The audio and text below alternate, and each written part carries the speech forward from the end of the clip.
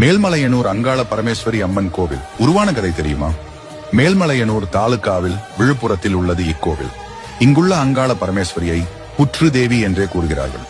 ஒருமுறை பிரம்மாவின் மனைவியான சரஸ்வதி பார்வதி மற்றும் சிவபெருமானுக்கு சாபமிட சாப விமோசனம் பெற பார்வதி விஷ்ணுவை வேண்டிக் கொள்ள அவரும் அவளை மேல்மலையனூரில் உள்ள நதிக்கரையில் சென்று ஒரு 5 தலைநாகமாக புற்றில் இருந்தால் சிவபெருமான் அங்கு வந்து அவளுக்கு சாப விமோசனம் தந்து மீண்டும் மணப்பார் என்றார்.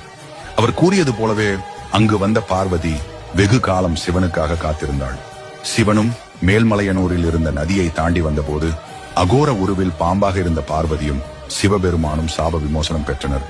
அதே நேரத்தில் தான் மேல்மலையனூரில் இதே உருவுடன் இருப்பேன் என்றும் என்னை வேண்டி துதிக்கும் பக்தர்களின் சாப விமோசனம் மற்றும் அவர்களுக்கு ஏற்படும் தீமைகளை அழித்து பக்தர்களுக்கு ஏவப்படும் பில்லி சூனிய தீமைகளை ஒழித்து அவர்கள் நலனை காத்திருளி கொண்டு இருப்பேன் எனவும் கூறிவிட்டு மறைந்தார். அதனால் பார்வதி அதே இடத்தில் பூமியில் புற்றில் பாம்பாக உள்ளதாக ஒரு ஐதீகமும் நம்பிக்கையும் உள்ளது. அமாவாசை நாட்களில் ஆலயத்தில் கூட்டம் நிரம்பி வழியும். கருவறையில் உள்ள புற்றையே தேவியாக வழிபட்டு பூஜிக்கின்றார்கள். பௌர்ணமி தினங்களில் அந்த ஆலயம் பக்தர்கள் வந்து வணங்க 24 மணி நேரமும் திறந்து வைக்கப்பட்டு உள்ளது. பிப்ரவரி மார்ச் மாதங்களில் அங்காள பரமேஸ்வரிக்கு நடைபெறும் வருடாந்திர திருவிழாவின் போது மயான கொள்ளை என்ற பெயரில் பெரிய விழா நடைபெறுகிறது. அங்காள பரமேஸ்வரிக்கு நாட்டின் பல இடங்களிலும் ஆலயங்கள் உள்ளன என்றாலும் அவளுக்கு மேல்மலையனூர் ஆலயமே முக்கியமான ஆலயம்.